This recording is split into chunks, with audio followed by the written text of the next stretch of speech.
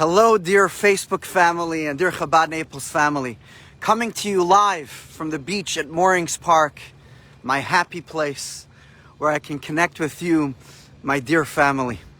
So, in this week's Torah reading, we have the incredible story of Noah and the great flood, and how he builds an ark and he remains in the ark as the waters rage outside.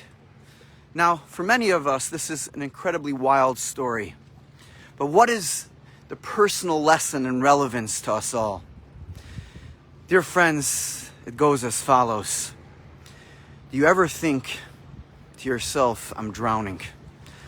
I'm swamped with life's demands. Whether it's sinking in a pile of bills or the hundreds of little and big things that challenge us daily, that make us feel overwhelmed and confused. And you say to yourself, how can I cope? How can I stay afloat? And in a world of disorder and so much distraction in modern life, my priorities can become distorted.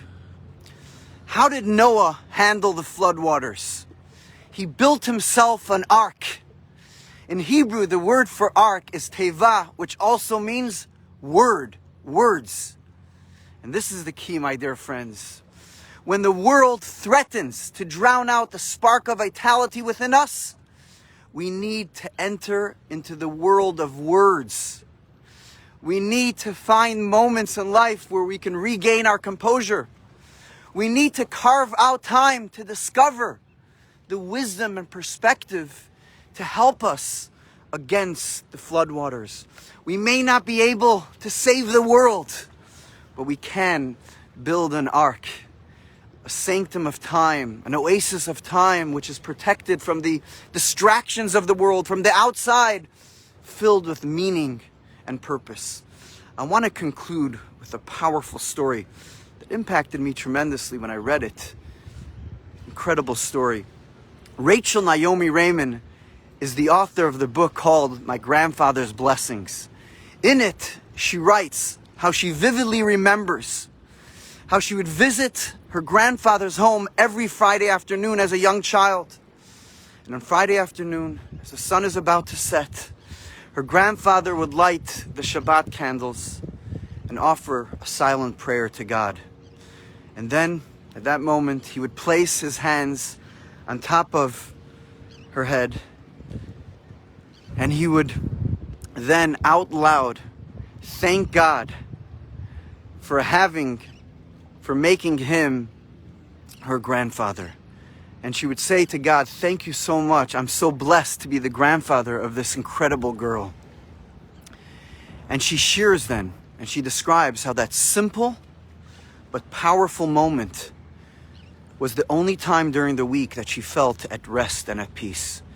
And she describes how her parents were highly ambitious physicians. And they had high expectations of her. And when she would come home with a 98 on a test from school, her father would ask her, what about the other 2 points? And throughout her childhood, she would relentlessly pursue those other 2 points. But she said for her grandfather, he didn't care about those things. She was already enough. It was that oasis of time, that simple but powerful moment which she felt she was in the ark. She was protected from the outside world, from all the distractions, and she was filled with an inner peace. My dear friends, this is what the Noah and the flood represents. I got to show you this beautiful view, incredible view. Sometimes we just have to take a few moments out of our busy schedules, out of our busy lives, and enter into the world of words, meditation, prayer, Shabbat. You know, this Monday, there was a few hours where we didn't have access to WhatsApp, Instagram, and Facebook. And I'm not going to go into the debate whether those most productive hours of our lives. But I do want to tell you is when Noah was in the ark for a year, he had no access to Facebook, WhatsApp, Instagram. He had no reception whatsoever. My dear friends, yes, it's wonderful to have so many options to connect with family and friends via WhatsApp, via Facebook, doing this live right now, the ability to connect with you. But nevertheless, sometimes it's just a flood of information. Sometimes it's just too much of a distraction. So we have to disconnect and we have to connect with our inner selves, with our holy soul. That's a powerful idea. That's what Shabbat is all about. So I take this opportunity to ask each and every one of you, take the moment to light the Shabbat candles. Tomorrow night, candle lighting is at 6:48 p.m. And I remember as a child as well, when my mother would light the Shabbat candles. It was that incredible few moments where she would take the time, she would cover her eyes with her face, she would cover her eyes with her hands, and she would offer a silent prayer for her family, for her friends, for her community, I know for all of mankind. And when I see my wife and my daughters doing it as well, it's the most incredible, precious moments. We hug each other, we give each other a special Shabbat Shalom greeting, and then we disconnect for a little while. So I encourage each and every one of you to take the time for study, for connection and belonging, to feel that incredible, peaceful moment in your life. We all need it. Shabbat Shalom from your Chabad Naples family. And once again, I'll give you the view here. Wow, what an incredible place. This is God's world. Just a few moments to connect with my Chabad family. We love you all. Shabbat Shalom. And on behalf of Rebbe and Eti, Mendel, Yitzi, Chai, and Hinda, Shabbat Shalom as well.